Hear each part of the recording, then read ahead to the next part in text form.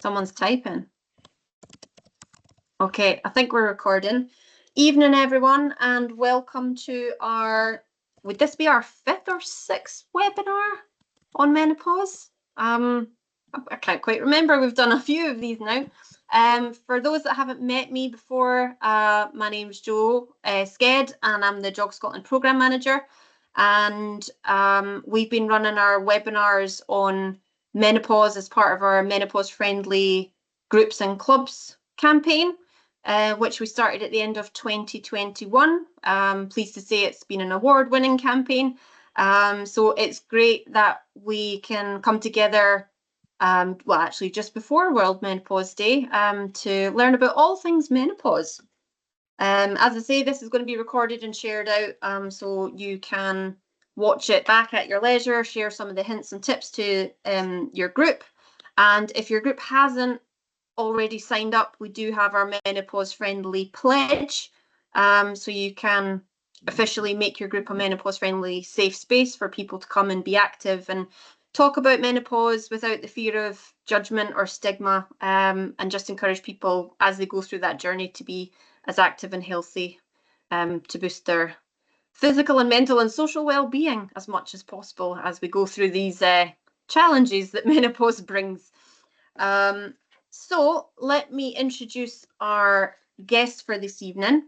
She's gone from an inactive mum and GP to a marathon running, award-winning author, an international speaker and coach. Dr. Juliet McGrattan now uses her medical knowledge and her love of exercise to empower women to find good health and well-being through leading active lives. She's a health expert for Women's Running magazine and for 261 Fearless, which is a global women's running network. Her third book, The Runner's Guide to Menopause, comes out in the spring. So let me hand you over to the wonderful Dr. Juliet McGrattan. Thank you, Jo. Thank you. I think it is number 6. I was just... Is it number 6? Yeah, I was trying to think. We did 6, 3. We did 3 one year, I'm sure. Yeah, number 6. Here we go. Got things Let me to mute say. myself. So, hi everybody. Good evening or good morning. Watching this on recording. I'm going to share my screen and do a little presentation. Let me just find the right screen to share. Now I can't see any of you or anything, so if there's any problems, if you lose me, if anything happens, just unmute and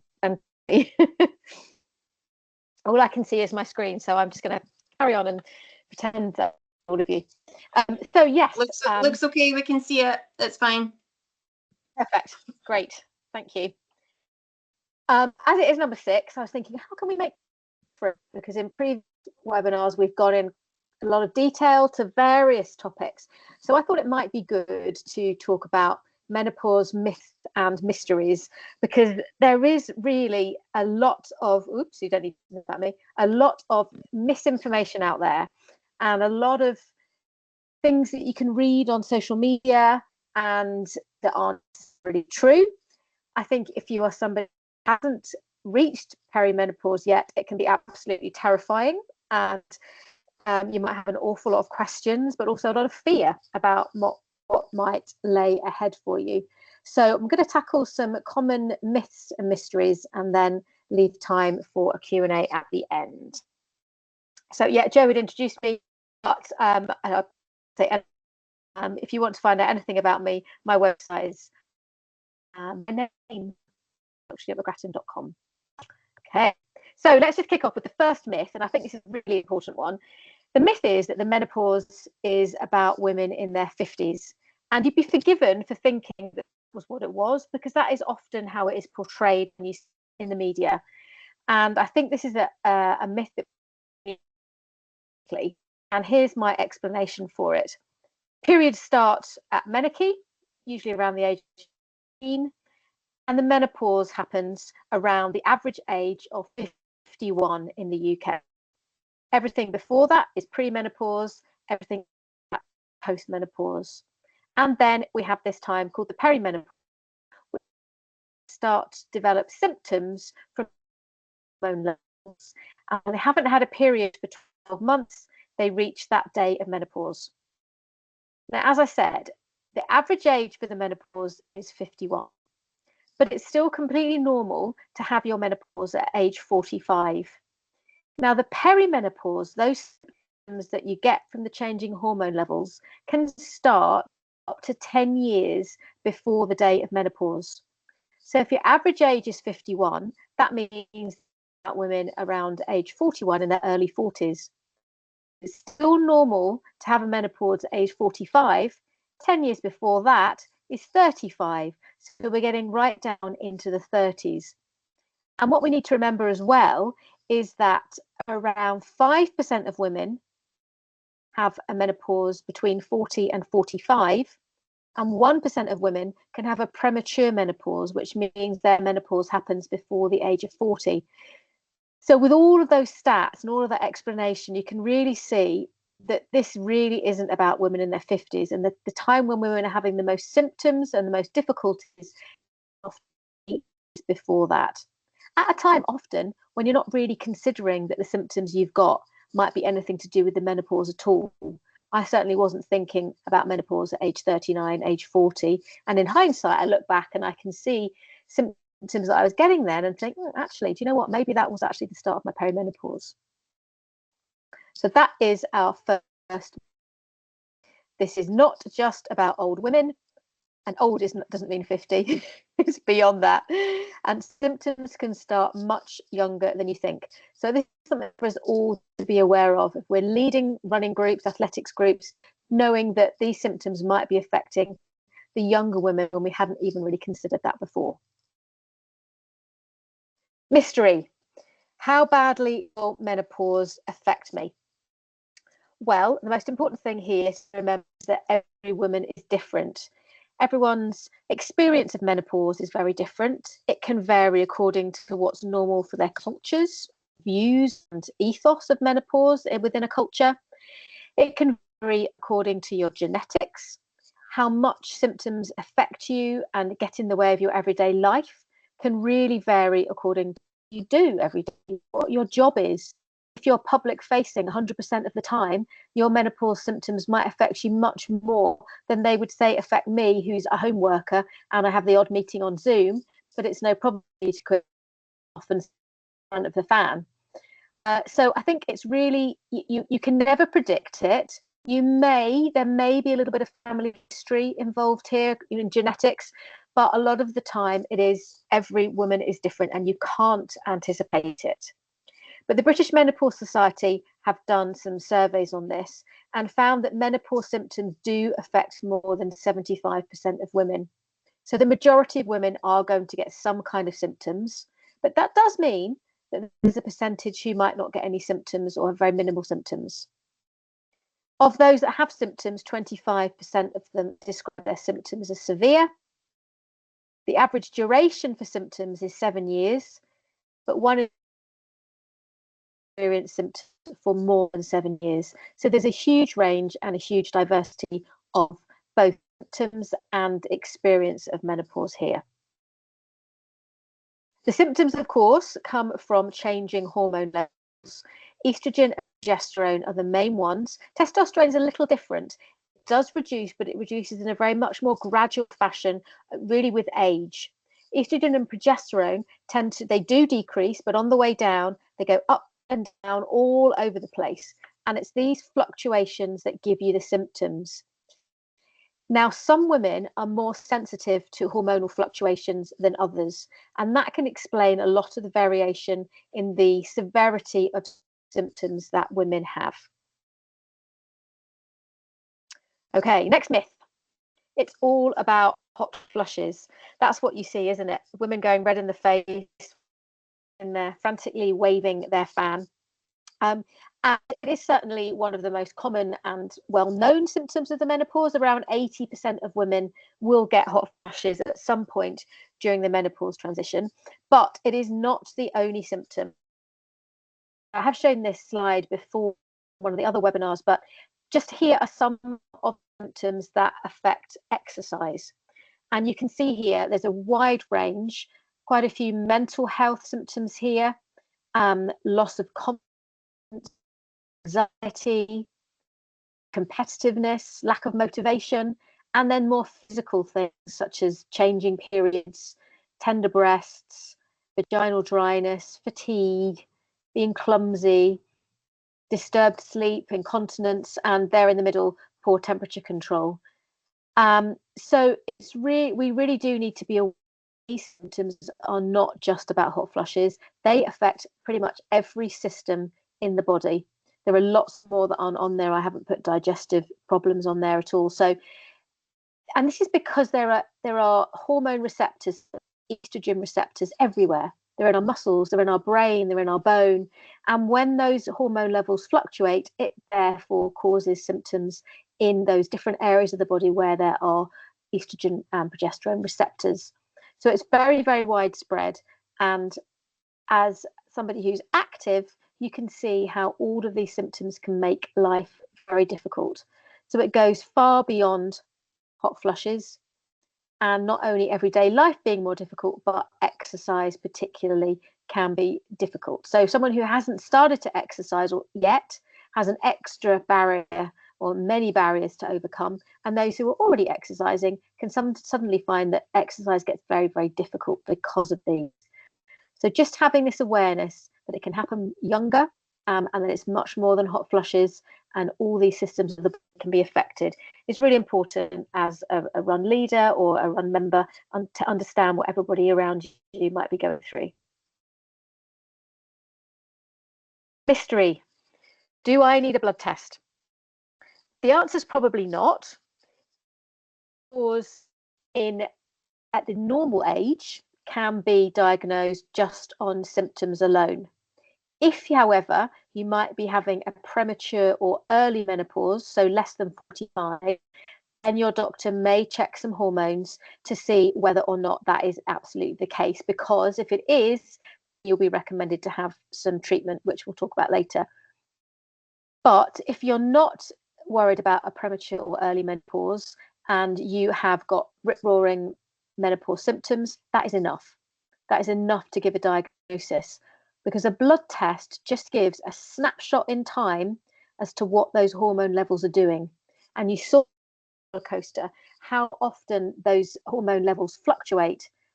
If you just take one snapshot, you may not have a representation at all of what your hormones are doing. It may show that the hormone levels are completely normal, which isn't reassuring and doesn't mean you're not perimenopausal, or it may show that they're completely haywire, but whereas most of the time they're actually not too bad. So it's really unhelpful, and it can be a red flag if somebody is charging you a lot of money to do repeated hormone tests to monitor your levels, especially when you're using treatments as well. So you probably don't need to have them, to say, unless it's an early menopause. Yeah, if you have other symptoms that suggest that it may not be just the menopause, it's very easy to put everything down to just the menopause. Things can get missed. Health conditions can get missed. So unless there's absolute certainty, never just assume it's just the menopause. For example, feeling tired all the time, and this was a really common thing I used to see when I was working as a GP. Women around this age would come in and just say they feel really tired all the time. And we know that perimenopause can make you feel exhausted, but so can lots of other things. For example, deficiency anemia, if your iron levels are low. And this can happen in active people, particularly those who are doing endurance sports, when their body uses up iron at quite a high rate. And or if you've got a poor diet where you're not eating enough iron or absorbing enough iron in your diet, or, and as is common around perimenopause, if you've got heavy bleeding or you're having more periods than normal, then you're losing more blood, which can lead to iron deficiency anemia. Situation where your doctor might be thinking, okay, is this menopause or is this fatigue due to something like iron deficiency anemia? The other thing that can very easily be ruled out on a blood test is an underactive thyroid, hypothyroidism. And the symptoms of that are very similar to perimenopause. So you can get weight gain, you can get dry skin, you can feel very lethargic and lacking in energy. And particularly if you've got a family history, then this is something that would need to be ruled out. You can also get very tired with depression. Now, you can have low mood during menopause, but you can also, which is just due to hormone level, but you can also get depression. And sometimes it's difficult to work out whether it is due to the hormonal changes or whether it's due to a medical condition of depression. But the symptoms can be very similar: disturbed sleep, having no energy, feeling very down, very dark, not enjoying life. So again, this is something, a little bit of unraveling to work out what the cause is. And finally, I wanted to mention RED-S, which is relative energy deficiency in sport. This is when your body has not got enough available energy to fuel all the functions that your body needs to do, such as heart beating and your breathing, and to fuel your exercise. So if you're under fueling and not having enough, then the body's looking for ways that it needs energy, and it starts shutting down body symptoms such as reducing and stopping periods, affecting your digestion, reducing your bone health. And all of these symptoms, again, can be very similar to perimenopause. So it's very easy sometimes to be a misdiagnosis when perhaps you have RED-S, when in actual fact you've been told it's perimenopause, or vice versa, or you've got both. So I'm not fueling enough for the activity that you're doing. You've stepped up and you're overtraining for the energy that's available. Either way, you end up with energy deficiency, which can cause long-term harm to the body, but can also give you symptoms very similar to perimenopause, including that fatigue. So again, this is a situation which can take a little bit of detective work and unraveling to work out what is going on.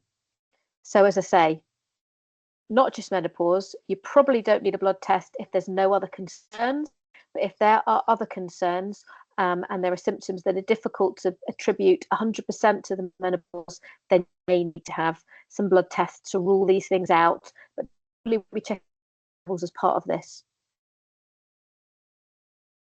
Okay, we're rattling through these.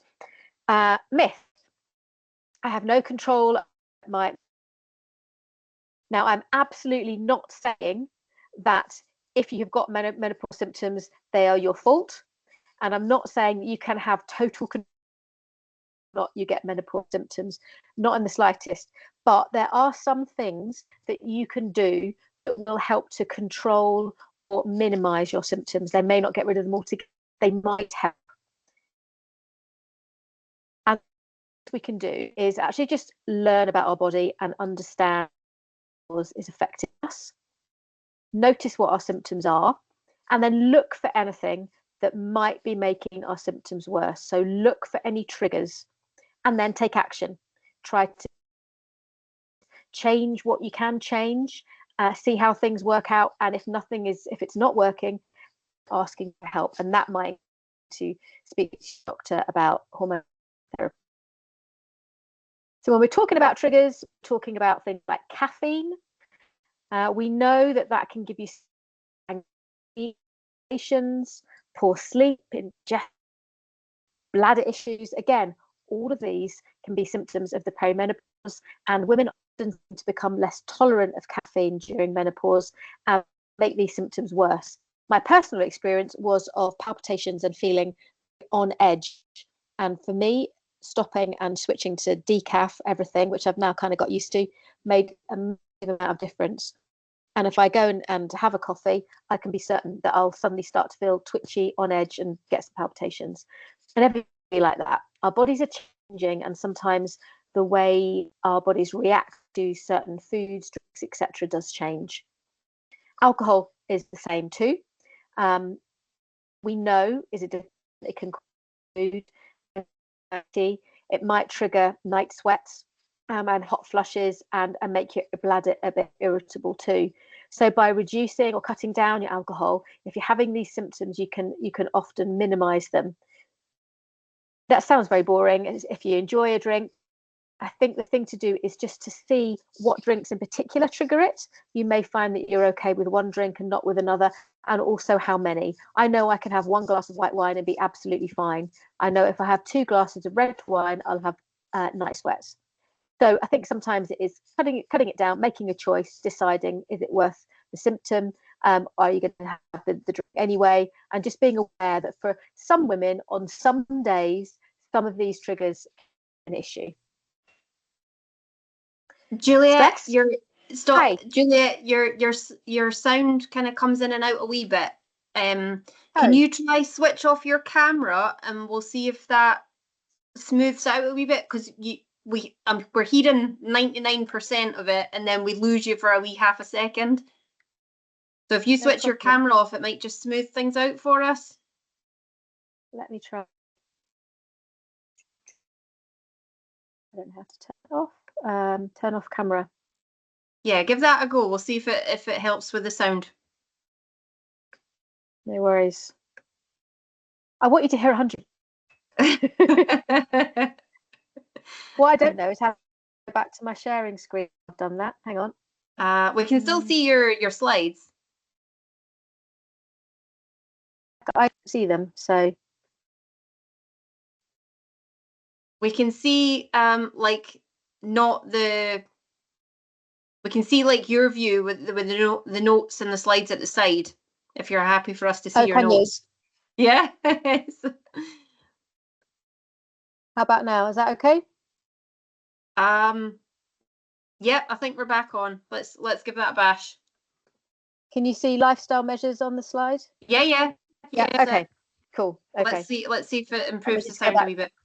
Let me just otherwise I'll go downstairs. Yeah, we got to stress, I think.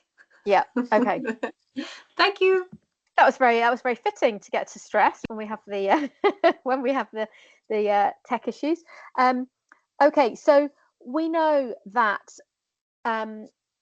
women who have higher stress levels are known to have a higher risk of menopause symptoms, particularly those vasomotor symptoms such as hot flushes and night sweats.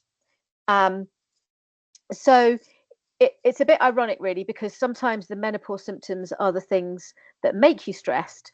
So it can be a little bit of a vicious circle. And obviously, it's very easy to say, eliminate stress, reduce your stress levels. And that's not always possible. But I think looking at what we can do to take time for ourselves, to delegate, to enjoy some time on our own, whatever we do that makes us happy, that can help to reduce our stress levels, is really important. And finally, lack of sleep. About 84% of women complain of poor sleep during menopause. And like stress, it's a chicken and egg thing. The menopause can upset sleep, but lack of sleep can make menopause symptoms worse. It's very hard. I'm not going to pretend that it's easy. But again, whatever you can do to try to maximize your sleep will help. So think about those basic getting a good night's sleep tips that you always see when you look online about having a wind down routine, a cool bedroom. I know that the list is probably something that you've heard of a million times, but go back to it and just see, is there anything that you can do? I mean, experiment with when you run as well, because if you're having an evening run, that can affect your sleep. It's very good to get daylight early in the morning if you're struggling with sleep. So getting out first thing and getting some daylight on your face can actually help to set your body clock appropriately and encourage you to have a good night's sleep. So yes, we all need to get off our devices before we go to bed and have a nice wind down. Now, I mean, you can try and just approach all of these triggers and reduce them all at once, or you can just pick one, work on it, try to figure out what works for you and what doesn't. So when it comes to managing those menopause symptoms and trying to control them, looking at your nutrition and what you're eating and drinking, looking at your movement and exercise, and looking at that bigger picture of relaxation and stress. All of those lifestyle measures and triggers can fit into those three main groups. But as people who are active, we have an amazing power. We have a superpower, the power of exercise. And I just wanted to give a very quick reminder of how running can help to manage the menopause And there's really a growing base of evidence now that shows just how important exercise is, both for treating the menopause, helping with symptoms, but also helping in postmenopause and helping women to stay well and healthy. So a very quick recap that it can help to reduce our risk of major diseases. So type 2 diabetes, heart disease, cancer, even depression, Alzheimer's. It can help to prevent osteoporosis, so thinning of the bones. The bones love the high impact action of when your foot hits the ground. Helps to prevent sarcopenia, which is the muscle loss that happens to us all as we age. Can help to maintain and control weight. Improves our balance, stops us falling as we get older. Probably reduces hot flushes and sweats. The evidence is mixed, but most of the studies now are showing that it might reduce the intensity and the frequency of any flushes. Decreases joint pains. Might not feel like going for a run if your joints are very achy, but we know that movement is definitely the best medicine here. Maybe at a reduced intensity or a lesser distance than normal, but actually keeping going and moving our joints is better for them than being inactive. Helps to improve sleep. We've already touched on that. Supports our mental health. Mental health symptoms of menopause can be quite extreme for some women, and actually just knowing that running and exercising itself helps to release our body's own endorphins, our body's own antidepressants, which can boost our mood and help to keep us calm and reduce depression and anxiety, and improving our social health, bringing us together in our athletics groups, in our running groups, and helping us to have the chance to just offload, be with other people, chat, and enjoy ourselves. So all really important ways that being active can help to reduce the symptoms of menopause and set us up for a healthy future. Yeah, I'm not allowed to swear apparently because it's being recorded, but it's okay because I've got the stars in. What the beep is happening to my body? One of the main issues that women complain to me about is that their body starts changing when they hit menopause.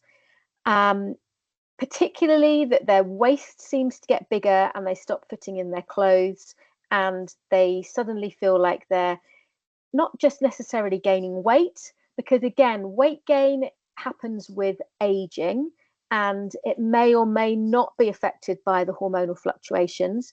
But what the hormonal changes most definitely do is change body composition. So increasing body fat. And we now know that when the body starts holding on to more fat in menopause, it tends to hold on to fat around the middle of the body, so around your waistline. And at the same time, our muscle mass is decreasing. So again, with age, our muscle mass starts to reduce. And because of this, our basal metabolic rate falls. So this is the energy that our body needs to just keep ticking over and surviving. So with our muscle mass decreasing, our basal metabolic rate is falling too, and our body is tending to hold on to more fat around the middle of the body. There's debate as to whether our metabolism actually changes, but I think if you speak to women in menopause, they will certainly say that they feel much less able to eat in the way that they used to, or they're eating the same and exercising the same, but still noticing that their body is changing. Appetite can increase. Estrogen is linked into the balance of leptin and ghrelin, which are our two main hunger hormones, and often women just feel very hungry in menopause. So it's very easy to maybe unconsciously even just overfuel and end up with gaining body fat. And as I say, some of these changes are just related to aging, but some are also related to our lifestyle. And the lifestyle changes can be so subtle that we don't really notice them. Often we're just sitting a little bit more than we used to. Maybe a career's gone into a more managerial position where you're more sedentary. Maybe you're just not spending as much time running around after children, etc., as you might have done even 5 years ago. And at the time, these might seem very small changes, but over months and years, they do add up. So these are some of the reasons why body composition might be changing in menopause. And women, they notice the effects on their exercise. If they're heavier, it takes more energy to run, and that can make running just feel harder. If you're gradually losing muscle mass, your muscles are very responsible for your power and your speed. So women often find they're not performing as well, that they're not able to get PBs or run as fast, or that it takes longer for them to recover as well. And in terms of what you're eating, sometimes the digestive system can change a little bit, and you may have been very used to what you're eating, and keeping it in balance with the exercise you're doing, and also what you need to eat when you're on a long run, for example. And all of a sudden, things change, and suddenly you can't tolerate the sports gels that you used to use, and you're having problems with your digestion. Okay, moving on to the next myth, keeping my eye on the time here.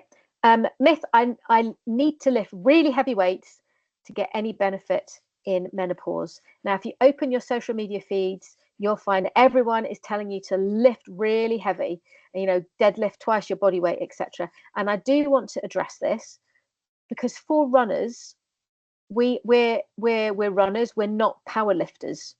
And there is an important difference. We want muscles, but we want muscles that will help us to run, to live a long, healthy life. And our strength exercises should include sort of very functional movements that help us with independence as we get older, but also in terms of our running as well. And the science is really showing that all weights will help to strengthen bone and muscle if you challenge yourself, if you lift close to failure each time. So as long as you're challenging and continuing to progress, you will get improvements. It doesn't matter whether the weight is heavy or light. If it's heavy for you, then it challenges you, then you will continue to get benefits from it. And we need to include some strength work. And I know as a runner, it's very hard when you don't really want to do it, you just want to keep running. But we know that we're losing muscle mass around 1% a year over the age of 50. And we're at risk of sarcopenia, which is a condition of low muscle mass where we become more frail, and then we're more likely to become unwell and injure ourselves as we get older. And we know that muscles help to reduce our risk of disease, they boost our metabolism, and they give us strength, power, and balance. So all of these things are really important for us going forwards. And I've mentioned this before on the webinars, but it's important to know that the muscles aren't just about running, they are about reducing our risk of disease. Because when we use a muscle, it releases myokines. And myokines are anti-inflammatories. When we use the muscle, the myokines are released, they go into our bloodstream. And we know that those diseases like type 2 diabetes, heart disease, cancer, dementia, etc., are partly caused by and speeded up by inflammation in the body. So anything we can do which is anti-inflammatory will help. And myokines are exactly that. They're our own kind of little stock of anti-inflammatories. So when we go out and do a burst of exercise, we pump these into our circulation, and they can act as anti-inflammatories and reduce our risk of disease. So we need muscles, but you can start with body weight. The most important thing is that you've got good form and good technique, then gradually increase from body weight to adding a small amount of weight, and then gradually increase the weight. So don't worry about the lift heavy message. Lift heavy for you. Ignore the pictures of everybody deadlifting those enormous, huge, great big plates. And look for opportunities in your everyday life to do strength work, such as when you're gardening, shopping, etc. But also introduce a couple of specific strength workouts every week. Online classes, body weight exercises at home, personal trainer if you can. But don't underestimate the power that building some muscles can give you. Nearly there. Myth. I just need to eat less and move more. I find that women who are experiencing those body composition changes in particular think, well, I need to lose some weight. And when I've done that in the past, I've just eaten less and moved more. And that's what they do. And it doesn't seem to help. In fact, sometimes they find that the weight just continues to increase. And this is a little bit of well, it is a myth, because often what you need to do is actually eat more and move more. Because if you simply eat less and less, or move more and more, as I said before, you can end up in a state of energy deficiency, and then your body thinks it's in starvation mode and it holds onto more fat, and you can often get a big rebound and an increase of weight when you do go back to eating normally. So what can you do? You can take care with carbs. We need carbs. We need them for energy to keep us active, especially if you're doing lots of high impact activity, if you're a runner, if you're going on to athletics clubs, etc. So we need the carbs, but we just need to make sure we're eating the nice, complex, starchy carbs, and healthier, simple carbs, and staying away from very highly processed sugars, etc. Just making good choices when it comes to eating carbs. Increasing the amount of protein that we're having, because we need to build muscle. The building blocks of muscle is from protein. So if we can increase that, that will help us to build muscle. If we're building the muscle, we can boost our metabolic rate. And think about, again, building muscle through introducing maybe some sprints, some hills, some interval reps into the running that you do. Just do something a little bit different. I think that's the key. Mix it up. If you're finding what you're doing is not making any difference, then try something a little bit different. Putting in some high intensity stuff can be very helpful. Avoid just running longer and longer and longer. That's probably just going to make you more and more tired. Importantly, as I say, fuel your run. Make sure that you are not running on empty, that your body is really well supplied with the energy it needs to be active. And I would say ditch the scales if this is something that women are struggling with, because the scales will often say your weight is increasing, but what's more important is how you feel. If you're gaining muscle bulk, the scales will go up, but you might feel that your clothes fit better, that you feel more confident in your running kit. So be very wary of measuring your fitness and your health improvements by relying solely on the number of the scales going down. If you are being active and increasing your exercise, then you will be getting healthier from the inside out, regardless of what the scales are telling you. And importantly, sit less. This is a lifestyle thing that sometimes creeps up on us. And the average time an adult spends sitting each day, this is for England, sorry, I haven't got the Scottish figures, but I imagine it's pretty much the same. It's actually 9.5 hours. So we can really improve our health around menopause by simply being aware that sitting less is important. By setting reminders on our phone, getting up in the ab breaks, link it with an activity such as whenever you send a text, you do it standing up, using active travel whenever you can, and changing work habits. I know this is nothing to do with running, but I think often people think that if they run, then that's enough. And actually, around this time of midlife, it's not enough. You need to really be making sure that you're moving on and off throughout the day. And that will help to improve your general health. When you sit for more than about 20 minutes or so, your body starts to go into sort of shutdown mode, and it starts storing fat more than it does if you're moving around, which puts you at much higher risk of type 2 diabetes. So just something to be aware of, and know that, yes, just eating less and less is not the answer. Eat plenty, move more during the day, but make sure you're fueling your activities well so you don't end up with low energy availability or relative energy deficiency in sport. If you have low energy availability over a period of months, then this is what can happen. Myth: all women in menopause and beyond should take creatine. Again, I put this in because this is something that you see on your social media feeds probably all the time. I think it's important to remember that you can get all you need from a healthy, balanced diet. We can get creatine from our food. It's in meat, it's in fish, it's in eggs. It's not in plant-based foods. And our body makes its own creatine from the protein that we eat. It's stored in our body in muscles, and it's used to produce energy, particularly like short, high intensity moves like sprinting or lifting weights. Now, it is generally a very safe supplement to use, and it has been around for a very, very long time. And it might be something you want to consider if you're really looking for maximum gains in muscle building and athletic performance. And it has to be used alongside regular resistance training. It's not going to do anything if you just take it on its own and carry on with what you're doing. It's not going to be useful for building any endurance in your running. But it's, as I say, it's a fairly safe one. And if you are somebody who's really wanting to build muscle and are on a strength training program, then it can be helpful. The way it works is it pulls water into your muscles. So it's really essential that you're drinking plenty of water at the time when you're in and around when you're using it. I do think it's important to flag that there's a lot of doubt, despite what you see on social media. There's a lot of doubt over its benefits on bone strength and its impact on wider health issues such as your cognition, so dementia risk, heart health, depression, etc. These areas are still being researched.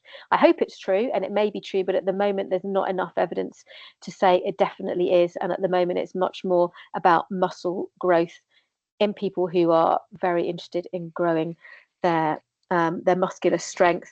But everybody responds differently to it. There's nothing to say that you will respond the same way as anybody else. Another mystery: do you need HRT? Again, remember, every woman is different. The first thing to say is that HRT is not a sign of failure. It's not that you've tried everything else and it didn't work and you've had to resort to HRT. It's very individual to each woman. It's important if you have an early or premature menopause, because you'll be having many more years with lower levels of estrogen than you would do if you'd had your menopause around age 50. And it's also really useful for women whose symptoms interfere with their daily life. And it can be used in preventing osteoporosis.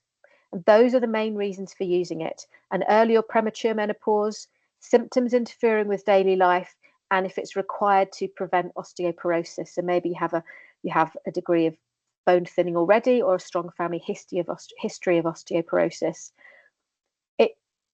There's lots again in the media about all the other benefits of HRT, a lot of which we don't have the evidence for yet. It may influence heart disease risk. It may help to prevent dementia, but we really don't know. And these aren't reasons what we should start it on their own. So those three other reasons that I mentioned for starting it are the main reasons. The other benefits, it's not a panacea for everything. And I think sometimes you can feel left out if you can't take it, or if you don't want to take it and worry maybe that you're missing out on something. But I want to be really reassuring here to say, yes, it can be very useful, but you don't absolutely need to have it if you don't want to use it, or if you can't use it, there are plenty of other things that you can try as well. So think about menopause, think about what changes you can make in your lifestyle. Try those. If those things aren't helping and you want to look at using HRT, then you would see your GP or your practice nurse. And then you don't stay on one dose forever. There's a lot of adjustments. It's a bit of an art as well as a science, giving the right HRT to somebody. So it is something that needs to be reviewed every year with ongoing tweaks and changes. And I think this is my last one. The last myth: menopausal runners shouldn't do very long or very intense workouts like HIIT. You've probably seen this. Maybe it's just my social media bubble. We do really end up in a bubble on social media. The worry and what's being put out there is that if you do something really intense or really long, it causes stress on your body and that raises your cortisol levels, which people are saying is not a good thing. I say run however you want. Do what feels good to you. If you feel like a long run, do a long run. If you haven't got much time and you want to do a high intensity short one, then do a short one, because cortisol is not your enemy. We all produce cortisol. We need it. It's what controls our circadian rhythms. It's the thing that wakes us up in the morning. It's released by the body at times of stress for a reason. When we're in a stressful situation, our body releases adrenaline, which gives us that fight or flight response, but it also releases cortisol, which helps us to manage stressful situations. Now, high levels of cortisol for long periods of time, so chronic ongoing stress, is a different situation. Yes, that can cause harm in the sense that it can increase blood pressure, it might increase weight, it can reduce your immune system, even reduce your bone and collagen production.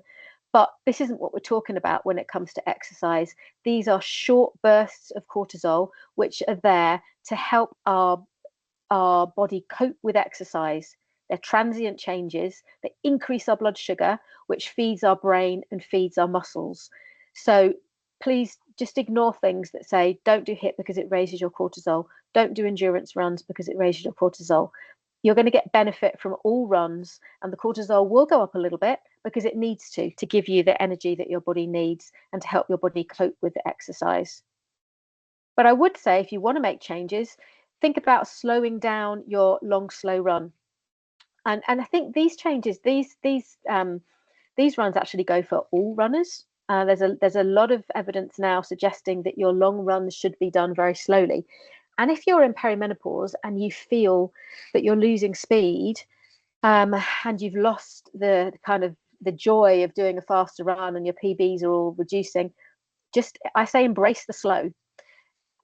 Long, slow runs can be really beneficial for your body. So think about just slowing them down and embracing that slow, but also think about adding in some sprint work. As I said, it can help to build and boost your muscles, can help to boost your basal metabolic rate, and it can overall just make you a better runner. As I say, all runners can benefit from adding in some sprint work. Prioritize doing strength work, even if you don't really want to. Find a way to make it fit in to your day, and also prioritize rest and recovery. You'll probably find as you get older, and also as you reach perimenopause, that your body just needs more time to rest and recover, and you may need to swap out a run for a strength session or swap out a run for an extra rest day, and that is absolutely fine. We shouldn't be avoiding high intensity and long runs, but we should also be making sure that we are letting our body recover from them. And this is the final one. The thing you've seen on Facebook will make everything okay. It'll probably be snake oil. It'll probably be something that has massive claims. If it sounds too good to be true, it most certainly is. So please be careful before you spend lots of money on magic cures. The placebo effect is really huge. There's really good studies that show that you can get positive effects just from the fact you're taking something. So it's hard to know sometimes, is it the fact you're taking something, or is it the fact you're taking the expensive supplement that you've just bought? So be very cautious. Just know that you can get pretty much everything from your diet. Do your homework, do your research, and if you do want to try something, fine, that's absolutely fine. But just think carefully: is it helping me? What benefits is it giving me? Is it something which is safe? Is it going to potentially do me harm? Is it going to interact with any medications that I'm taking already? And just be very cautious. If it's popping up lots of times in your social media feed, marketing is very powerful. So try to look behind the marketing for the truths. As I said, if you want to find me, you can hop onto my website. I've got all sorts of bits and pieces on there, and I have a weekly newsletter specifically for menopausal runners, which you might find helpful. So my main take homes today: menopause is not just about women in their 50s. Be proactive, look at what you can change. Please take care in your social media bubble. Sometimes if you hear something enough times, your brain starts to tell you that it's true. So just always question what you're reading. Please do build some muscle. Fuel your exercise well. Don't just eat less and move more and end up feeling rubbish as a result. And don't give up, because exercise is a really wonderful tool for managing the menopause and also for beyond as well. So I hope those menopause myths and mysteries and a whistle-stop tour through all sorts of areas of menopause, I hope they've been helpful, and I'm very happy to take any questions. You can pop your camera back on now. Thank you so much for that presentation. They always leave me feeling quite inspired that, you know, as runners, we're already doing quite a lot to take care of ourselves, and there's always room for improvements. And I guess I shouldn't buy that £4.50 bar of menopause chocolate I saw in Holland and Barrett that promised to give me vitamins and whatever else was in it. So yeah, you're right. There's lots of marketing gimmicks out there. So we need to be wary of those. But I think if you even just for the people on the call tonight and the athletes that attend our sessions, our runners, our coaches, our jog leaders, certainly from a Jog Scotland point of view, 75% of our membership is women and nearly 40% are in that plus 45 age category. So if you look around you at your session, chances are you're surrounded by women who are on that perimenopause journey. So as a coach, as a leader, as anyone else that's involved in the running of the session, even just to have those kind of conversations can make people feel I'm doing something good for my journey. And your running group should be a space where it's a topic that can be talked about. So yeah, share that you were on this call tonight. Share on World Menopause Day, which is in a couple of days' time. We've got links to information on the Scottish Athletics website and also the Jog Scotland one. So there's plenty of resources that you can share just to keep that conversation alive. We don't have to be experts. We don't have to be doctors, or we don't have to have all the knowledge, but just signposting where people can find out more stuff is really, really useful. There was a couple of questions popped into the chat as you were doing your presentation. Let me grab them, and then if there's anyone else that wants to ask, let's see if we can open the chat window thing. Does taking HRT stop periods? And if yes, when do you know when your true periods have stopped? Yeah, good question. A lot of women don't know when they reach that day of menopause. So maybe they're using a contraceptive pill, or they're using a Mirena coil, which can stop periods in women. So they aren't having any periods. So they don't know when they reach that day of menopause. And it doesn't actually really matter, because although it is that one day, nothing magic happens, sadly. It doesn't mean that all the symptoms go away. The symptoms can go on into postmenopause for quite a few years for some women. So it doesn't really matter unless, as I say, you are younger and you think you might be having an early or premature menopause. HRT itself, there are different types. Some can stop periods, but the ones that stop the periods are usually used later on when you are well beyond menopause. The actual HRT that most women use includes an estrogen and a progesterone, and it's done in a cyclical pattern, so it gives you a bleed every month. So you might be women whose periods have stopped, and then you go on to cyclical HRT and actually you get periods back. So it really depends on the type of HRT that you need to have. But ultimately, I think the message for that question is that you may not know. You may not know when you've reached it. And if it's a case of sometimes a GP might need to do blood tests to figure out whether you have reached postmenopause or not. And they usually would do two, a few weeks apart, to actually look at the hormone levels, if it is important to know whether you're postmenopausal or not. Okay, thank you. There's a few coming in now. You can see the little dots. Feels like I have most of the symptoms that you mentioned. Feels that I'm not good enough at running, and there's a lot to blame menopause for, and anxiety can be very bad at times. So lots in the mixture there. Yeah, lots of women feel exactly the same, and I think remember, it's not that you're failing. It's not you. It's what's happening in your body, and there is a light at the end of the tunnel. It's a big period of transition, a big period of change, but there are so many women at the other side of it, absolutely smashing life, smashing their running, just amazing role models. So I try to fill my social media with those women, just to remind me that there is a light at the end of the tunnel. But if there are things that you think you need to get some help with, then I would really encourage you to do so. Yeah, I suppose it can feel like there's a lot of changes going on that are out with your control, and certainly pulling in on the things that we do have control over. We can control when we go to bed. We can control, the amount of triggers and caffeine and foods that make symptoms worse. We can choose to go out and exercise, even if we go out and just do a walk. There's lots that we can do to feel in control when everything else feels so out of control. Yeah, absolutely. So as a male leader, the majority of runners on this journey. This has been really useful. Thank you. Yeah, we're always pleased to welcome male leaders on the call, Sal. So please invite any others that you know of, because it's good learning for everyone. Even as a woman, you know, I'm not quite there on the menopause journey yet. So for me, it's very useful even just to understand kind of what lies ahead and what everyone else in my group is going through.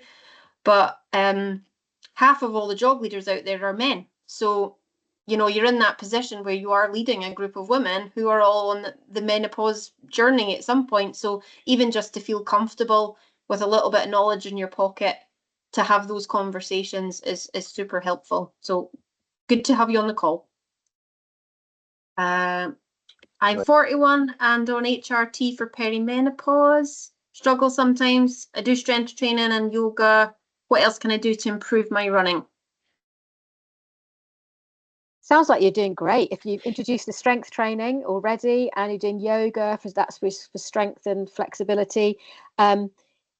In terms of the running, I think sometimes, I mean, obviously it's a very individual thing, but just have a sort of a step back and a look at what you're doing. Some runners find that when their running goes off and they're struggling, they try to do more and more, and it ends up being of poorer quality. So sometimes they say the thing is to do a little bit less, and then sometimes that you can find that your running can improve, or sometimes just to accept that it's a difficult time for your running and maybe find a way to make running enjoyable, whether that is running with a friend, running in new places, finding new routes, running to your favorite coffee shop, whatever. Just find a way to make the focus of the running not on the performance, and just being kind to yourself, just taking it easier, taking breaks if you need to. This won't go on forever.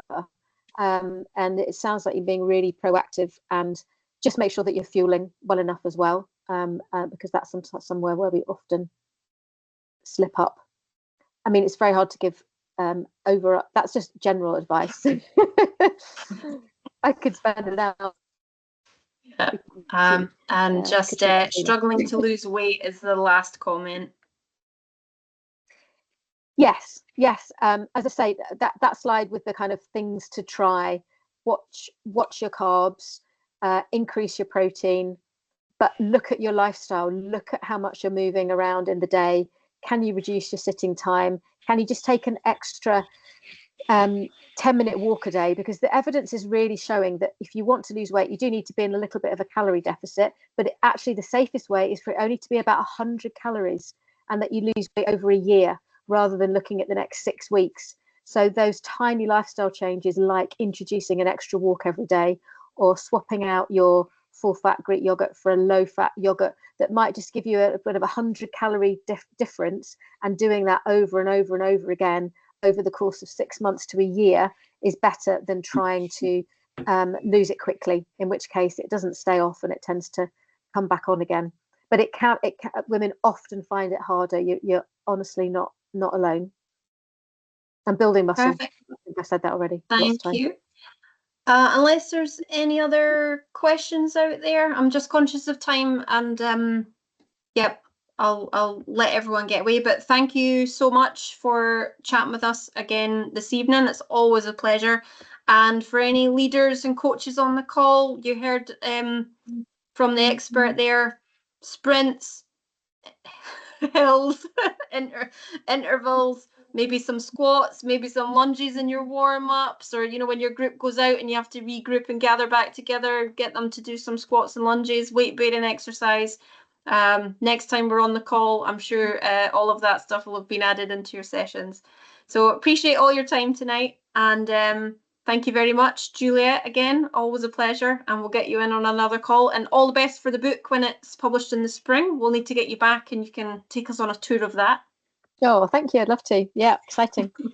Show us around your new book.